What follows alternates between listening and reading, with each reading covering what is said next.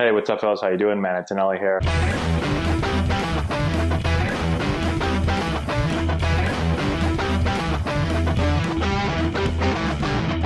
Okay, so today we're answering questions, and today's question is, how do I stop from stepping in the bucket or stepping out? And it's a common move that we see, especially with young players, but really it can be players of all ages. And we're going to use this little yard marker here in a second. But I think when it comes to stepping out or stepping in the bucket, and let me demonstrate it real quick. You've probably all seen it. Hitter gets ready, and their first move is going to be to step this way or step open. Right? And the second I do this, now I've lost plate coverage. You see a lot of step out here and then bail and reach, right? And so I'm not able to stay on the ball. I can't really drive anything, especially the opposite field. I roll over a lot, and I have no plate coverage. I can't drive anything on the outside part of the plate. And so how do we go about fixing that? I think the first thing to look at, if you have a player that is consistently stepping out, first thing is look at their posture. And so when it comes to posture, and what I mean by posture is just the angle of the hitter's spine, right? So if you think of the hitter's spine, right, this would be straight up and down. This would be, let's say, about 45 degrees. Right? So this would be chest over, butt out. We talk a lot about being in proper posture, getting our butt back behind our heels, right? So I don't want my butt underneath me here. I want my butt out. My hips should feel like they're hinging back. So that's why we say, again, butt behind our heels. Our heels should not be underneath our butt. As our butt comes this way, our chest comes up, our spine gets very vertical like this, straight up and down. As we get our hips to hinge back, but behind our heels, now our chest automatically comes over the plate, and now you see instead of 0 degrees, it's starting to get over this way more. When I look at most really good hitters, I would say most hitters are somewhere around 30, 35 degrees or so over the plate right here. Okay, so that's the first thing, and it's really important. Look at the posture of the hitter. If the hitter is too straight up and down, I've noticed working with tons of young players, and again, older players, all ages, but really happens a lot with young players. If they're very tall, they'll have a tendency to want to go this way. They kind of get back on their heels and they want to step out. And so I've had players where I simply just work on their posture. All of a sudden, I push their butt back behind their heels, I get their chest over, and now they take their stride. And instead of striding out here, they all of a sudden start striding straight. When I think about strides, straight I think is a good starting point for most players. Now, you're going to have some players, and there's been plenty of successful players, that some will stride slightly in. Some might stride slightly open. But I would be careful with players. In this video, obviously, we're talking about stepping in the bucket, right? So stepping too far open is a problem, but same thing with stepping too far in.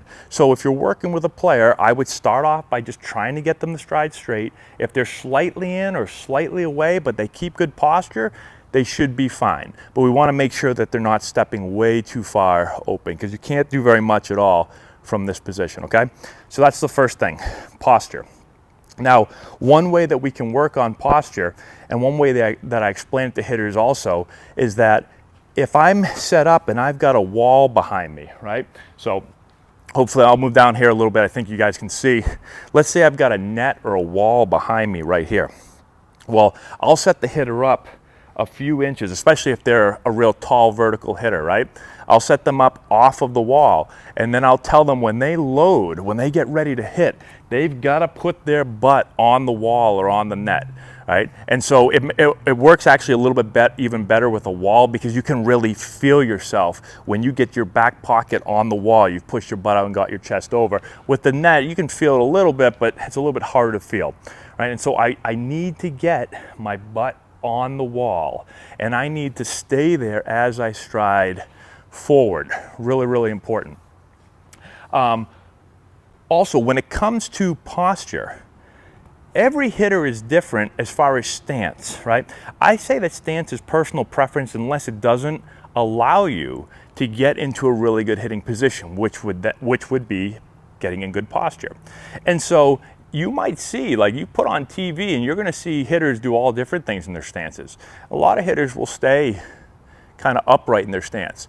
But when they get loaded and ready to hit, you're going to see butt gets back behind the heels, chest get over. So I'm not saying that every hitter that you have to start them here, right? But the key is that they get there. And if they can't get there, well, then we want to make their stance a little bit closer to the position that we want to get them to when their front foot's about to hit the ground and they're about to hit, right?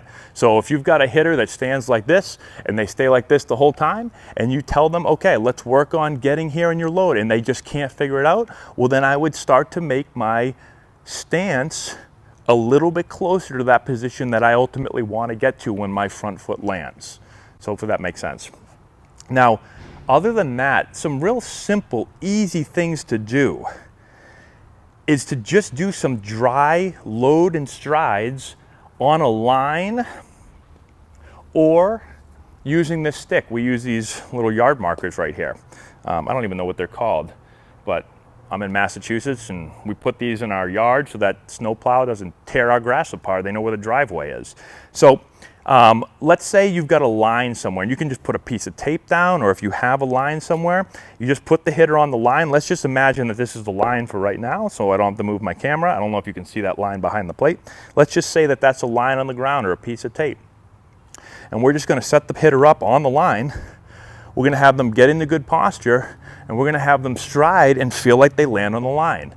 And they don't even have to swing. In 2008, I struggled big time with actually the opposite of this. I started to dive in.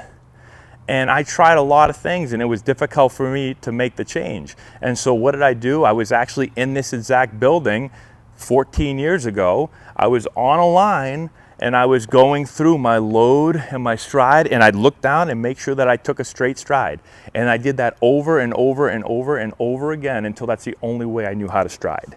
And that's what it takes. If you're a hitter that has done this for 1,000, 2,000, 5,000 swings, it's gonna take some work of being literally on a line, getting a good posture, striding and stopping, for your body to finally realize that that's the only way it knows how to move. You have to do it so many times that that's the only way your body knows.